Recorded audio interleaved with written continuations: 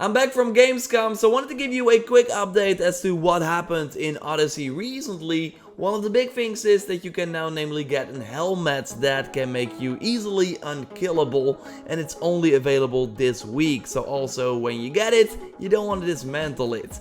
Another new weapon unlocked, Sargon is selling new stuff, we got some new story creator mode updates, and it's pretty clear when the new title update will drop, so that we have to download. Let's get into it. Would be awesome if you could leave a like on the video as it shows your support, and let's go. One of the final times that I will mention my Icarus pack giveaway that I'm doing right now for the item pack that will be launching on August 27th. I will announce the winner shortly after my video highlighting the pack that will be out next week. So if you want to participate, follow the link in the pinned comment for a chance to win. And be sure you are a subscriber of the channel before you enter. August 27th, so that's the coming Tuesday at the time of this recording. It will also be the day that we will likely see the new 1.50 update that was already announced in the monthly blog post. This will add some fixes, but also prepare the game for the release of the Discovery Tour that will launch in September. This is of course that free education mode, where you can learn more about ancient Greece without fighting in the world of Odyssey. So when that mode will drop in September, we don't have to download a ton of files because they will already be a part of this 1.50 update. But I hope that Ubisoft also adds some cool extra surprises with this new patch, like we saw the last time with the Blade of Yumminess that suddenly showed up at the blacksmith. Bruno, the live content director, told me that they still have some surprises left for Odyssey before the end of the life cycle, so maybe we see some of them in this new update.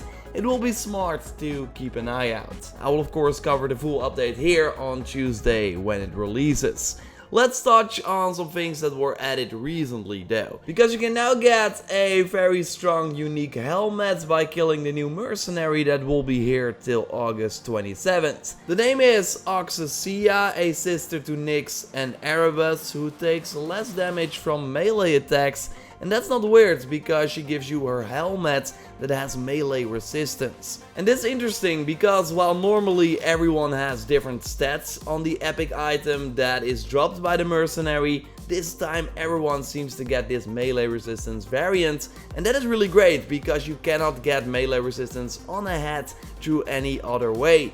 You can only find it on the bracers and on the waist, or engrave it on those items, meaning that with this helmet you can have the melee resistance on 3 items instead of 2. And if you then have the melee resistance on level 10, so if this item is level 91 and up, then you can easily hit the 100% melee resistance, and that is really the best it can get. So then all the enemies that hit you with their weapons do 0 damage. Sure, they will still interrupt your attacks or throw you on the ground, but you will not lose any health. So that's also great if you have a ton of the full health perks, because they will always be active since you cannot lose any health. You then only have to worry about status effects and arrows, of course, that can do damage. So I now have it on 3 gear items, and then you have a 90% melee resistance, and you can easily reach the extra 10% with the mastery level. I got 15% for the full 20 ability points. But yeah, that is not needed because everything above the 100% does not do anything extra. You can also use the set bonus from the Greek hero set with the 15% all resistance. That can also help you reach the 100% if you don't have like any ability points to spend. It's pretty overpowered, it's also a ton of fun in my opinion.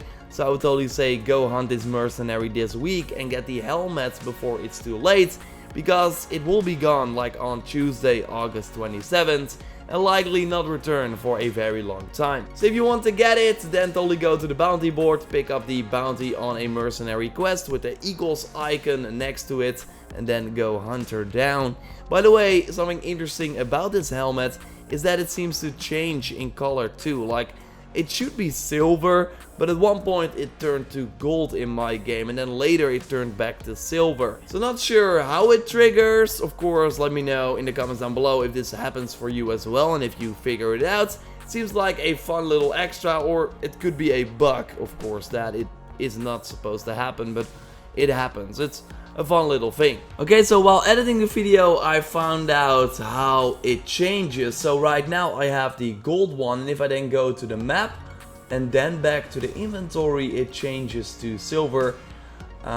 It has another variant, so let's go to the map again and then back to the inventory. Bam, now it's like the copper, more bronze version. And then we go back to the map again and then go back to the inventory, it should be gold again. So a small little feature, I've never seen this before with other gear pieces, but it's a cool thing for sure. Sargon is selling a ship design this week. It's not that interesting, it's the Shark Bite, a red one with a shark icon on it.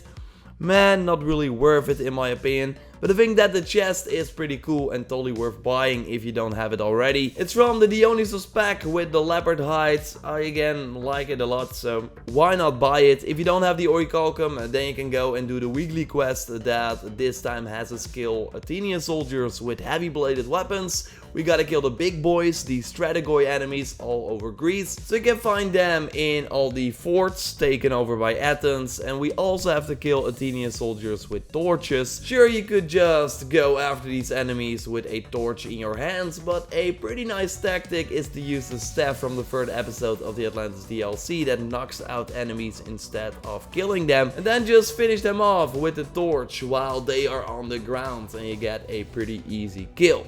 By the way, something you will be able to get now that will likely be available for a very long time is the Dory Spear from the Ubisoft Club.